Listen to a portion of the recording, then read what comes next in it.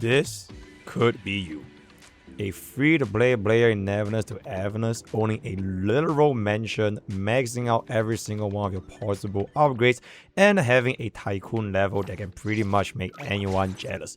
Hey guys, MrPokke here. So today we're just going to be discussing how do you maximize your Tycoon levels as fast as possible so that you yourself can also own a $1 million mansion, invite your girls over, as well as just going for the fastest progression, unlocking cheese within, I would say, 3 days, even as a complete free-to-play. So you can see from my account right now, I have not spent a single dollar on this game whatsoever. Everything that we'll be discussing today is purely just going to help you guys earn as many FONS as possible so that you can break through that bottleneck that is going to be Tycoon level 18, which is where you're going to be unlocking cheese. I'm also going to be making my progression towards level 21 within roughly this week's reset so I can get cheese, contemplative cat, and then I will be tackling on the end game content, which I'll be talking another guy in the future. Right, sorry guys, had to reset a little bit because the daily just reset. So as of this current moment, I am going to be at level 20, which means that by the time I'm going to be using my weekly stamina for the city for the just freshly reset, I should be easily hitting the level 21 so that I can get myself the contemplative cat, which means we are going to be running an E0S1 cheese. So today's video, I'm just going to be introducing to you guys the top 5 tips that you guys can use to quickly get rid of your city stamina as fast as possible so that you guys can get up your Tycoon levels as fast as possible, as well as just some general city management in order to know how exactly can you manage your city tycoons and where should you be focusing on, especially as a free-to-play player. Now, the number one tip that I can offer to you guys right now is obviously going to be spending your city stamina, which resets on every single Monday to full. For this particular reset, I want you to keep in mind, if you have any leftover stamina, it will not give a damn and it will always reset to the maximum amount. So for example, if you're left with like 1 stamina, 10 stamina, or like 20 stamina, it will always go back to the highest capacity at the end of every single week, which means that you want to make sure before the week resets, you want to keep this as 0 out of 500 every single time without fail so that you do not waste any steady stamina.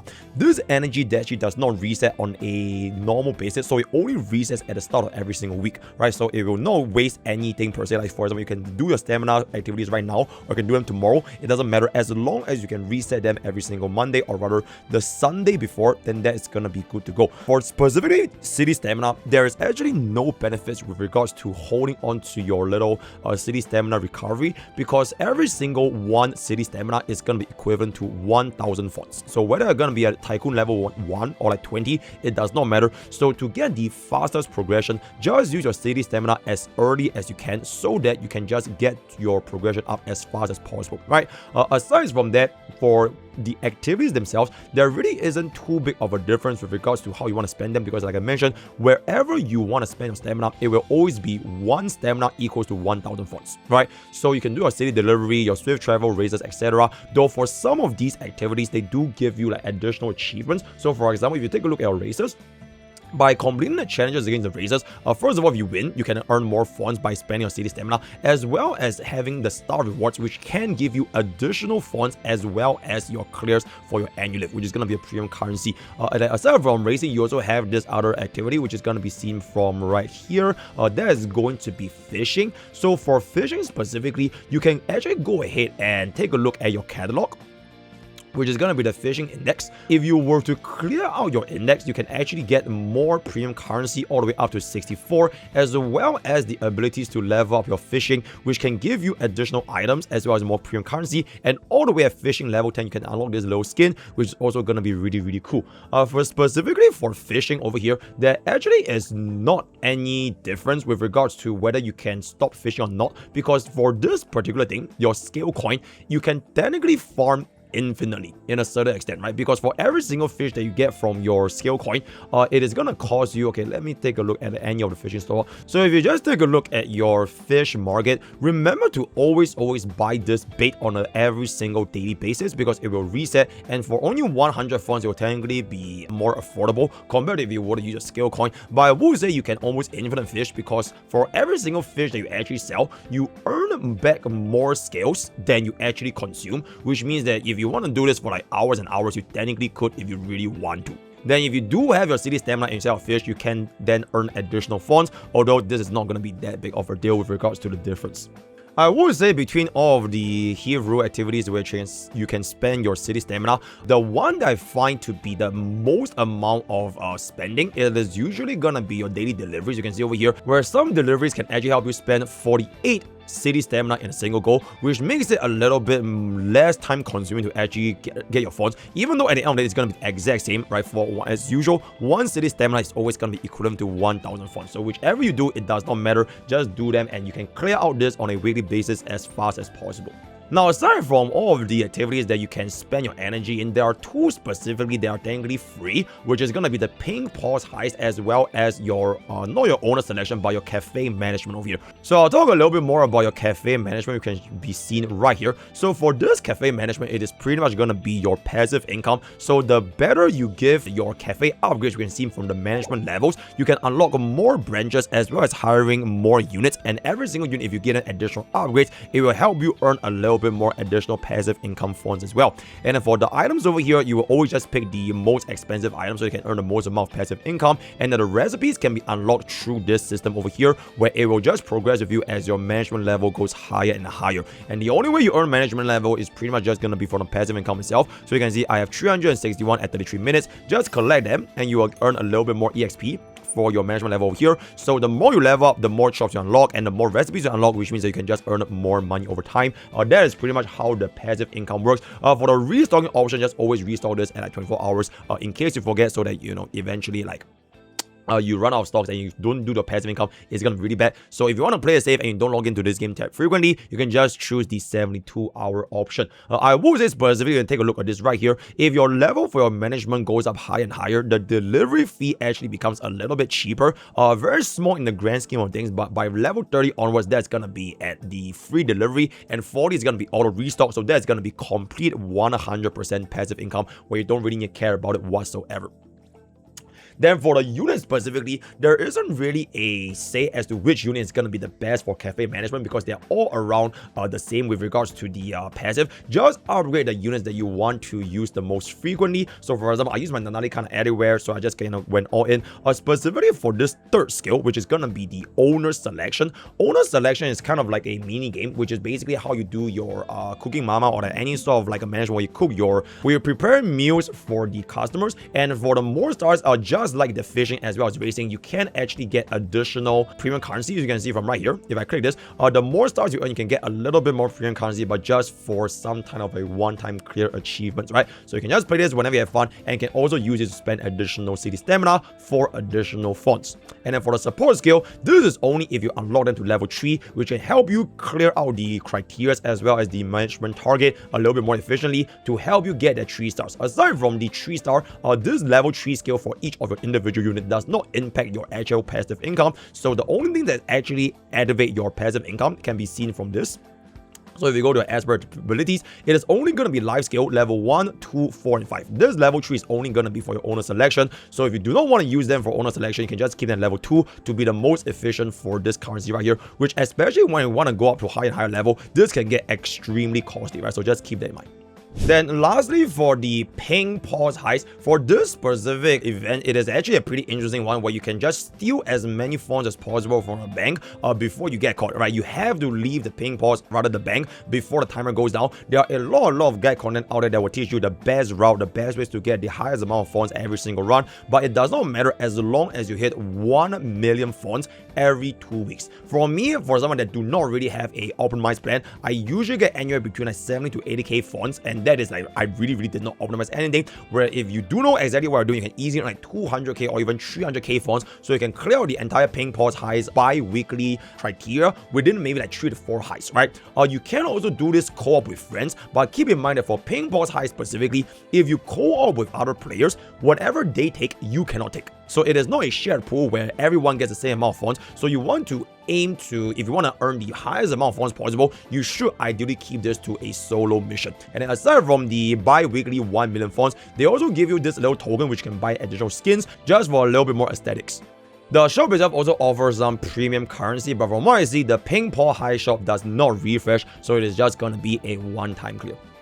Now, that is gonna be pretty much the first and most important, easiest way to earn funds in this game. Now, the next method is gonna be coming to this, which is essentially your property, or rather your house specifically. So for me, you can see as a complete free-to-play, I just instantly jump straight into the $2 million property, and also the house in this game honestly looks extremely aesthetic. And you can invite all your girls, all that kind of stuff. There's a swimming pool, right? If you want to listen to music, all this is gonna be available right here. So specifically, how do you earn money from your property? You can come into your property right here, and they have these items which can give you passive income. For example, this little item or artifact called Blind Mammon is something that you can actually get by going through the auction house, and by going through the auction house and just buying out the items, which is gonna be the Greed's Eye as well as some of the auction items, you can upgrade this to get this on a weekly basis. So at max level, this actually gives you 40k funds at least for the very first week, and then the more you buy the upgrades for the Mammon, the more weekly funds you're gonna be able to get. So always remember to upgrade this. And another item that gives you a passive income is gonna be seen from this little crate right here,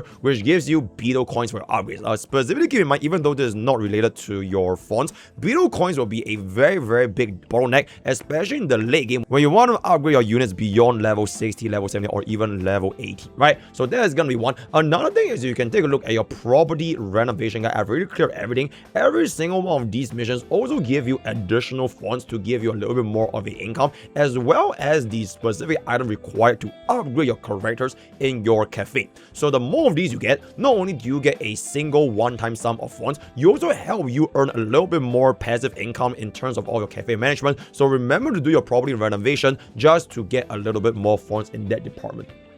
Then beside these two things which earns you, which is going to be the achievements as well as the artifacts, you can also have a little bit of quality of life, which is kind of related to artifacts. So for example, Mr. Yugari, which is going to be your butler over here, can actually help you do a quick explore. When you can just click an option, this is going to be limited to based on how high this guy's level is. So for my level, I can do a 3 times weekly clear instantly. It will help you basically the skip button for your farming and exploration, which makes your life a little bit easier. But as you can see over here, this is only going to be able to reset on a weekly basis. So the more you upgrade this, which is gonna be an item you obtain by simply spending stamina, the more you're gonna be able to do this as you get his level even higher and higher. To see exactly what kind of artifacts that your house has, just head on over to your enhancement overview. So for example, right here we have a coronation, which is gonna be reducing your vehicle loss during races, which is very good. We have a dream weaver for additional highest amount of character stamina, and then this is just gonna be a team-wide crit damage increase for 4%, and then this is gonna be a fast teleport, and then we have this damage crate which can give you a daily beetle coin. So just claim this and you can get a little bit more from there. So remember to not forsake your property, because it does give you a lot of quality of life with regards to exploration, as well as even just additional resources to upgrade your units. So we have talked about the Hebrew hobbies, we have talked about property, as well as the cafe by origin, which is basically part of your Hebrew hobbies. Now another thing which is going to be the third tip that I'm going to be offering you guys right here, it is going to be directly tied to your exploration. Now this is actually a extremely big portion of the funds that you can actually obtain from the game, which is going to be unlocking 100% exploration for every single area of the map right here, which can be ranging from your little crows, right, the little eye, the little side quests, right, getting the interactions, getting the side chests, right, killing all the anomalies, because for every single one of those little activities, you will have this additional 50,000 funds at 900 wonder points. So this is gonna be area 1. Another area gives you another 50k, another area gives you another 50k at 390, another area gives you another 50k at 660. So every single level that you get around here, you will get this additional 50k funds. So if you clear 100% for all 5 areas, that is gonna be 250k funds right there, as long as you do your exploration, right? So that's gonna be very important. So just slowly take your time and you will eventually go through them for 100%. No rush, but eventually if you do want to get them, this is going to be one of those ways. Then specifically, since we are going to be on the topic of exploration, aside from 100% clear, which is going to be seen from your Wanderer's reward, there's another one which is going to be seen from your Anomaly commission right here. So for your Anomaly commission, you can see as long as you clear every single anomaly, it also gives you a lot of funds, right? So for every of these stars, it's going to be 15k, 15k, 15k, 15k. So grand total for every single one of these one-time clears is going to be adding up to 135,000 funds, because it's going to be be 9 different stages, every single one having 15,000 FONS right here for the first clear. And then for the second part of the commission, which is going to be high risk, you can kind of just treat them as like holograms or like any like one-time clear difficult endgame content bosses, where you will enter into the fight, you will get maximum energy, maximum health, and you will just deal as much damage as possible and try to take them down, so you have a timing of the personal best to see what you're going to go for. And every single time you clear any of these high risk anomalies, you also get a little bit more FONS right here. So eventually when you unlock every single one, you can see that this will also add up to, I would say, probably around 100,000 FONS if you're able to tackle them. Now obviously you're not going to be able to do the highest difficulty because it's like level 88, but at least for difficulty 1 and 2, it is going to be quite manageable, even as a free-to-play account at roughly level 40 to level 50 development, right? I'm pretty sure I can take on this level 63 if I do it properly, but there's also going to be another source of FONS to upgrade your Tycoons. And then one last thing with regards to exploration, which is pretty much gonna be our feed girl Blackbird, which is gonna be the witch house. So for this, is gonna be like claiming all of your oracles, which means you are gonna be able to deliver them. There is a maximum cap of level 12, but you can see every single one of these over here. Some of them give you 30 video coins, some of them give you FONS, but it is gonna be a pretty substantial amount. So this adds up to 30k. There's gonna be another 60k, 90k, 120k, so 150,000 FONS from the witch. Oh wait, actually more. 180,000 FONS if you're able to full clear out the witch house. So combined total, you're gonna be having 180k from the witch house, 135k from anomaly full clear, as well as 250k from normal exploration, which brings us to the total amount of 565,000 FONS strictly just from your exploration from the map right here. For the anomaly, it's actually going to be a little bit more if you do your high risk commission, but that is going to be the ballpark if you can actually clear all of the exploration factors. So with all of the exploration export, then this is going to be the 4th way to earn additional FONS for your Tycoon level, and that is going to be by going through the shop. We are not going to be spending any money. Now obviously if you do want to spend money, then we do have a couple of FONS, so this is going to strap 1 million FONS for $16, so if you want to buy that, feel free. But for me, it is just going to be purely focusing on the free-to-play aspects. So specifically, I want you guys to take into look into the last couple of shops right here. So first of all, this is going to be your metal shop. For your metal shop, you can earn this from your first high risk commission, which is gonna be from your high risk anomalies, right? So the more you clear your high risk anomalies, you can get this Peril Hunt medal, and the number one thing you guys should be clearing is gonna be your FONS, right? Because the more FONS you clear from this, it is always gonna be a one-time clear, right? This entire shop is only gonna be a one-time clear, because for your high risk commission, they do not reset. It is just a one-time achievement for a boss fight. So the most important thing to upgrade your Tycoon level is gonna be dumping every single one of your high risk commission medals into FONS right here, which can earn you another 70,000 FONS if you clear out this entire stack right here. And then for the second portion of the mode shop is going to be the Other World Salvage Station. This is going to be your Beyond the Real, which is going to be the end game content. Once again, going to be refreshing on a monthly basis, but you definitely want to first clear out as many of these FONS as possible when you're going to be tackling on the end game content. So on a month-to-month basis, this is going to be netting us 2,500 times 72, which is going to be 180,000 FONS, which is definitely going to be a substantial amount. If you cannot full clear this every single month because your development is still going to be very low, don't worry about it, but just try to clear this as much as possible. The other factors over here, it is not going to be as important, especially because you want to push your Tycoon levels as early as you can so that you can upgrade your cheese, and the higher upgraded cheese can help you get a little bit better for your early game progression. So FONS should be the #1 priority right here.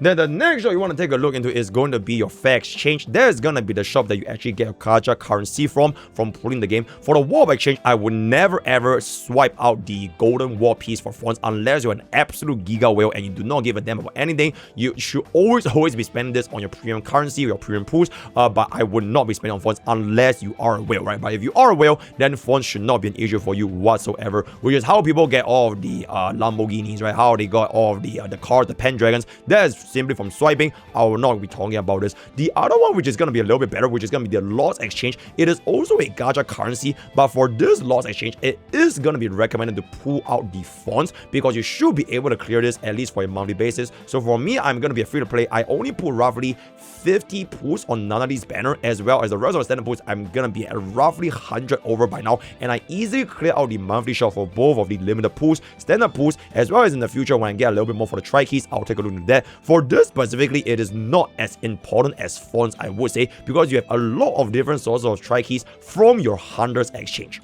So the reason why I'm not going to be too worried about your tri-keys for now is because number one, you don't need that many tri-keys if you're able to get the signature weapon, and second of all, you do get a substantial amount of tri-keys from the Hunters exchange, which is going to be adding up to a very big amount, especially later on when your FONS is not going to be that big of a deal in the end game. Then you can buy out more tri-keys later on. In the early game, it is going to be more important to get yourself the FONS instead of the tri-key, right? For now, I would say specifically for Hunters exchange, I would not be spending my FONS on anything here except for the spider work, which will help you add a little bit more passive income for your beetle, right? This is going to be giving you beetle coins. Other than that, if you really want to think about where do you spend your funds in the early game, I would say only spend them on character progression materials. Specifically later on, you will realize that how a lot of these are going to be in big bottlenecks, especially when you reach towards the highest level at level 80.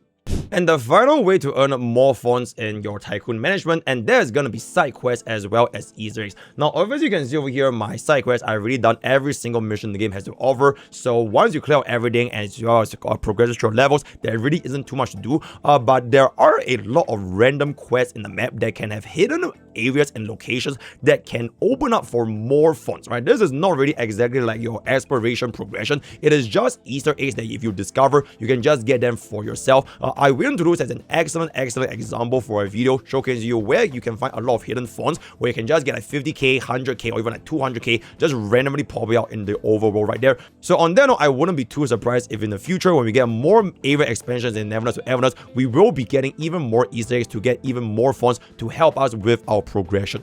So to quickly just end off our summary in this video, probably is going to be pretty important to get yourself a little bit more of a stat bonus as well as just helping you get more quality of life. Personally, between all the properties, I would just get this 2 million property instantly. Alright, you wouldn't have to worry about these two for now, unless you really want some of these global passives, like for example, the hamster ball, which is going to be from Hardor, so that could be considered, right? And then for your cafe by origin, is going to be just a passive income. Always choose the most expensive item to get the highest amount of passive income. Give your units in here with at least level 2 passive so that they can get a little bit more of the bonus, right? So you can get a little bit more bonus over here to earn a little bit more, and this is just going to be accumulating over time. For your hero activities, like I mentioned, every single one city stamina is going to be 1000 funds, so there's no difference whatsoever. You can just play whichever you want to play, so that's going to be that. And then for your Hunter exchange, that's going to be the shop. I really mentioned you don't really need to spend too much on Hunter exchange unless you want to do your character progression, because generally speaking, the most important items typically tend to be your keys, but you can just save them for now because it is not going to be that important, especially in the early game. Okay, for the garage, this doesn't really have anything to do with fonts, but I would say there is an indirect relation with your races, because some of the race challenges, which is especially going to be like your end game races, it is actually very difficult. So if you do not have a proper car, like for example the Regalia, the Griffin, you are definitely going to be running into issues into challenging some of the more difficult races against PvE. And also in PvP, the races, this game has a significant portion of mechanics tied to your engines, right? Which wheels. So if you are a racing game fanatic, definitely check out some of the cars over here. For me, I just went with the Regalia as well as the motorbike for the greatest ease of comfort. And yes, you can invite your girls over as another NPC to get a little bit more parasocial in that regard. So this is gonna be the races which I already mentioned. A challenge over here, you specifically definitely want to look out for the last few challenges. If you're an expert in racing, maybe you don't really worry about it, but the cars are definitely going to be very strong. So if you do not have a good car, you are definitely going to be having a little bit more issues trying to get a star reward, which can also give you quite a good amount of funds over there as well, right? Now, online races is just going to be like a PvP, which gives you a little bit more of the premium currency, as well as maybe some funds and a title if you're into that. So definitely check that out as well. And then the other one is just going to be custom match with friends. So that's going to be the whole race and garage portion. The very last one for a Tycoon is just going to be a wealth board, which honestly doesn't really matter. This is just gonna be a PvE ranking kind of thing. If you win first place, I don't really think you get anything aside from like a title, so it is purely just gonna be for cosmetic purposes. So with that, we've pretty much come to the end of the best everything you need to know about Tycoon. Any questions? How do you level as fast as possible as a free-to-play player? That's pretty much all I have. I will aim to push for level 21. Once I get this to level 21 and get my contemplative cat, I will then make my endgame guide for the current endgame progression for Beyond the Rails, as well as a module guide for the gears, which I'm going to be preparing in the future as well. So if you guys like this content, let me know what you guys think. My throat is absolutely cooked. Raw of Day is going to be wholly overworking. Join Twitch, join Discord, use code POKE10 GamerSubs, and I'll see you guys next time. Take care.